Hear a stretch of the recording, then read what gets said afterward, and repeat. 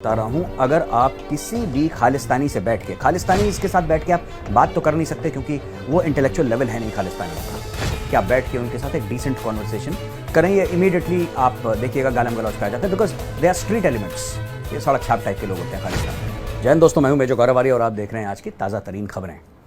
अच्छा दोस्तों, अवतार सिंह खांडा एक खालिस्तानी टेररिस्ट और सेपरेटिज्म, एक सेपरेट खालिस्तानी स्टेट की बात करने वाला है। इसके फादर के साथ एनकाउंटर हुआ था बहुत पहले सिक्योरिटी फोर्सेस के साथ पंजाब में। इसकी मदर भी इन्वॉल्व थी, the so called movement of Khalistan.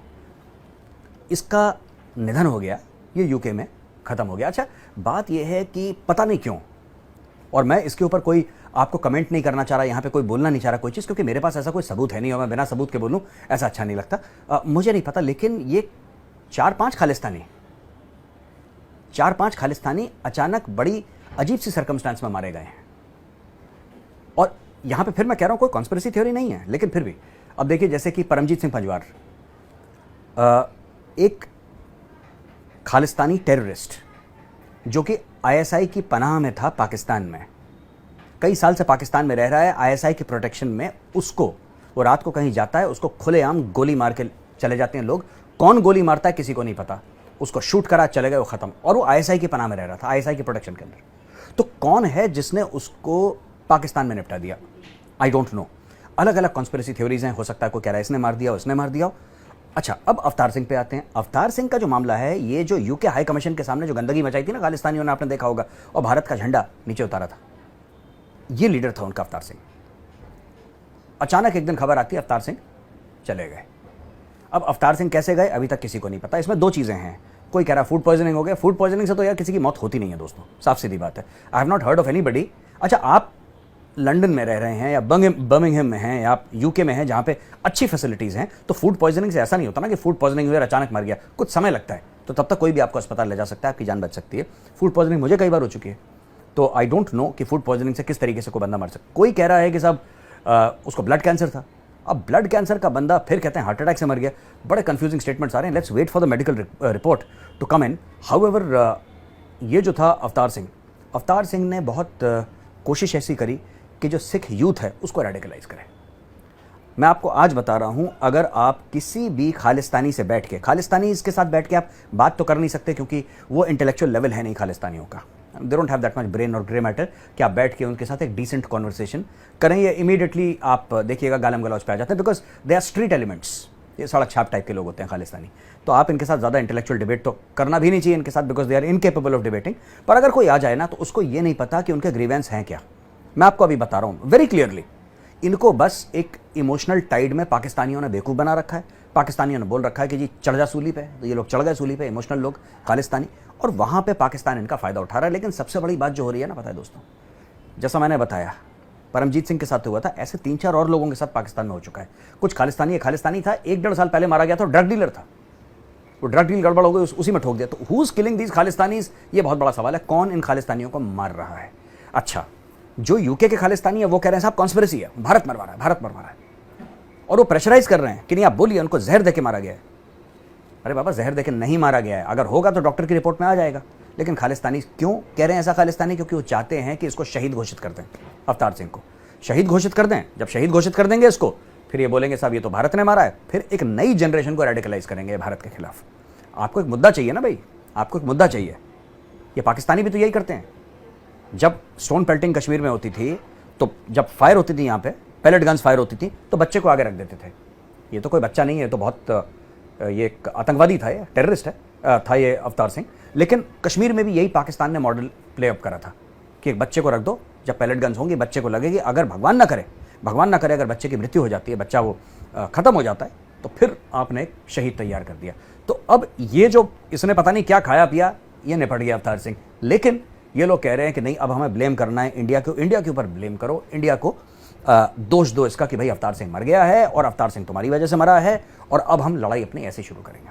मैं खालिस्तानियों को एक बात बताना चाहता हूँ, देखो यार, जो तुम्हारे स्पॉन्सर है ना पाकिस्तानी, वो तो हो गए फुकरे, अब उनके पास पैसे नहीं है, ठीक है। अब तुम अपने 5-5 पाउंड इकट्ठा करके जो भी खालिस्तान मूवमेंट तुम्हें चलानी है लंदन में, वो तुम चला लो, इसकी मियाद ज़्यादा लंबी नहीं है। लेकिन मैं बता रहा हूँ लीगली, मैं आपको क्लियरली बता रहा हूँ खालिस्तानियों, legally under international law Bharat जो भी कर सकता है भारत करेगा। You will stand trial whether you stand trial in India or UK, you know, that is a matter for the courts, but you will stand trial and you will be punished. आपको सजा दी जाएगी, आपके ऊपर case चलेगा, चाहे UK में चले, भारत में तो आपका चल ही रहा है। तो आपकी ये जो दुकान है ना, ये बासी पकौड़े जो आप बेचते हो खालिस्तान के नाम पे, ये आपकी दुकान बंद होने वाली है बहुत जल्दी। जर्मनी का नेशनल सिक्योरिटी पेपर एक आया है जिसमें बोला है कि चीन सबसे बड़ा खतरा है जर्मनी के लिए, और बोला है साहब चीन इंटरफियरेंस करता है, चीन हमारी सीक्रेट्स चुराता है, साइबर सिक्योरिटी में चीन का खतरा है। और यूक्रेन रशिया वॉर के एक पर्सपेक्टिव से, उस परिप्रेक्ष्य में अगर आप देखें तो चाइना का बहुत बुरा किरदार रहा है, उसका बहुत बुरा कैरेक्टर रहा है इसमें, और हमें चाइना को किसी तरीके से कंट्रोल करना है, चाइना को किसी तरीके से रोकना है, और जर्मनी इससे बहुत चिंतित है। चिंतित होने की बात है, बात भी है चिंतित होने की। भाई देखिए, साफ सीधी बात है, आप लोग चाइना में मैन्युफैक्चरिंग करवाते हैं जिससे चाइना पैसे कमाता है, उस पैसे का इस्तेमाल करके चाइना हथियार खरीदता है और आपको धमकाता है। आप चाइना को पैसे दे रहे हैं, आपने पिछले 40 साल से चाइना को पैसे दिए हैं, अरबों खरबों डॉलर चाइना को दिए। एक ऐसा देश जो अपने पैरों पर नहीं खड़ा हो सकता था, ऐसा देश जहां पे भुखमरी थी, आपने उसको एक भस्मासुर का राक्षस बना दिया, बिल्कुल जैसे भस्मासुर था। अब वो आपके पीछे भाग रहा है आपको भस्म करने के लिए, और आपको बुरा लग रहा है। अब जर्मनी की बात हम करें तो जर्मनी के 5 बड़े ब्रांड्स का मैं नाम लेना चाहता हूं। जर्मनी के काफी ब्रांड्स हैं जो चाइना में मैन्युफैक्चर होते हैं, लगभग सभी, लेकिन मैं 5 का नाम लेना चाहता हूं क्योंकि उन 5 का नाम आपने भी सुना होगा। मर्सिडीज कार जर्मन ब्रांड है, बनती चाइना में है, और देशों में भी बनती है, लेकिन मुख्य तौर पर सबसे बड़ी फैक्ट्रीज इनकी इन सब ब्रांड्स की चीन में है। ऑडी आपको पता है चाइना में बनती है। BMW जर्मन ब्रांड है, ऑडी जैसी, मर्सिडीज जैसी, चाइना में बनती है। ह्यूगो बॉस एक ग्लोबल फैशन ब्रांड है, चाइना में मैन्युफैक्चरिंग है। एडिडास ग्लोबल स्पोर्ट्स ब्रांड है, चाइना में बनता है। अब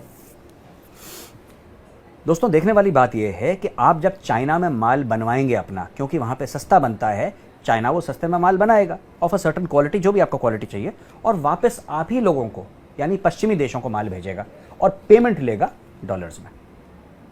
ठीक है, तो चाइना 2 तरफ से आपसे पैसे कमा रहा है। एक तो जब चाइना बिलिंग करता है और आप उसको डॉलर्स में पैसा देते हैं, आप समझ रहे हैं मेरी बात। शुरू में जब आप चाइना को ठेका देते हैं तब चाइना डॉलर्स में आपसे पेमेंट लेता है, और बना के जब चाइना बाहर भेजता है तो उसका पेमेंट चाइना आपसे डॉलर, पाउंड, यूरो में लेता है। फिर आप कहते हैं चाइना इतना अमीर कैसे हो गया, चाइना इतनी खुराफातें क्यों करता है, चाइना ने अपनी मिलिट्री ऐसी क्यों बना ली, चाइना यूक्रेन और रशिया वॉर में इसका किरदार क्या है, चाइना साइबर टेररिज्म क्यों कर रहा है, चाइना हैकिंग क्यों कर रहा है, चाइना हमारी सीक्रेट्स, हमारी जो खुफिया जानकारी है वो क्यों ले रहा है, चाइना हमारे इंटरेस्ट्स को सब्जुगेट करने की, दबाने की कोशिश क्यों कर रहा है दुनिया भर में। वो इसलिए दोस्तों क्योंकि आपसे मेरी मुराद यूरोप, खासतौर से वेस्टर्न यूरोप के देश, नॉर्थ अमेरिका ले लीजिए जिसमें कनाडा और अमेरिका शामिल, आप लोगों ने ये भस्मासुर तैयार करा है। ये भस्मासुर आपकी पैदाइश है। आज आप भाग रहे हैं कि आपको भस्म ना कर दे। अगर आप चाहते हैं कि आप इससे बचें, क्योंकि सबने, अमेरिका के नेशनल सिक्योरिटी पेपर है वो कहता है चाइना जो है प्राइमरी थ्रेट है, यूरोप वाले कहते हैं चाइना प्राइमरी थ्रेट है, सब लोग कहते हैं चाइना पर, यूके, आप जो मुल्क ले लीजिए, जो देश ले लीजिए, everybody says China is the primary threat. ओ भाई, चाइना को प्राइमरी थ्रेट बनाया आपने, आपके पैसे की वजह से बनाया प्राइमरी थ्रेट। अगर आप चाहते हैं over a period of time, कुछ समय के बाद ये थ्रेट खत्म हो जाए और चाइना कमजोर हो, तो आपको अपनी जो यूनिट्स है मैन्युफैक्चरिंग की आपको चाइना से निकालनी पड़ेगी। यही एक जुगाड़ है इसका, यही एक तरीका है, इसके अलावा कुछ नहीं हो सकता। सस्ता माल चाहिए, चाइना को पैसे देते रहिए, चाइना आपके ऊपर हावी हो जाएगा। वैसे चाइना ने हॉलीवुड के जितने भी स्टूडियो खरीद रखे हैं, अमेरिका का मीडिया चाइना ने खरीद रखा है, और आप ही के पैसे से आप ही का मीडिया खरीदा जो आपके खिलाफ जहर उगलता है, because it is controlled by the Chinese.